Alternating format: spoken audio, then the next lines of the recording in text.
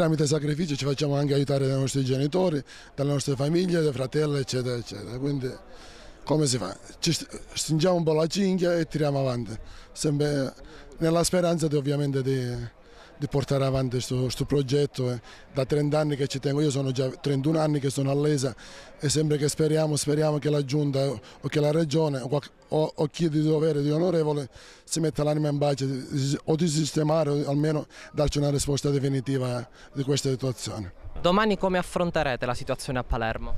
Andremo sicuramente lì per manifestare tutto il malessere che c'è e vediamo un pochettino se una volta ogni tanto magari riesce a fare qualcosa di sostanzioso, insomma.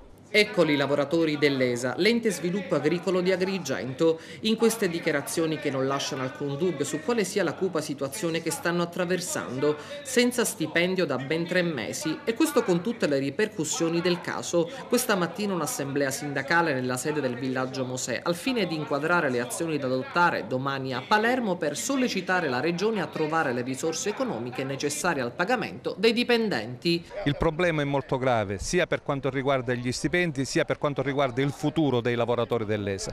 Per quanto riguarda gli stipendi, pare che ci sia un blocco da parte della Regione motivato dal fatto del patto di stabilità, per cui necessitano giorni e giorni, si parla di 10, possono essere anche 15, però sappiamo tutti quanti cosa avviene nella pubblica amministrazione di questi tempi. Poi vogliamo affrontare con il nuovo commissario dell'ESA quali sono le prospettive per la nuova campagna 2013 e nello stesso tempo vogliamo capire se gli accordi che abbiamo fatto precedentemente con l'assessorato all'agricoltura, che riguardano l'inserimento nell'articolo 9 del regolamento dell'ESA, è ancora valido o non è ancora valido. Sono circa 200 i trattoristi della provincia di Agrigento che rivendicano il salario per sostenere le loro famiglie e sono pronti anche a manifestare direttamente davanti all'assessorato regionale risorse agricole a Palermo. Da pochi giorni è stato nominato un nuovo commissario e quindi sta mettendo, ed è questa l'azione forte di protesta che facciamo noi, che sta mettendo in discussione tutte le cose consolidate nel tempo, accordi sottoscritti e firmati, cioè praticamente non si riesce a capire. Il primo che arriva ogni volta mette in discussione tutto questo. Domani la protesta si sposterà a Palermo all'assessorato alle risorse agricole, perché non è una situazione che può continuare.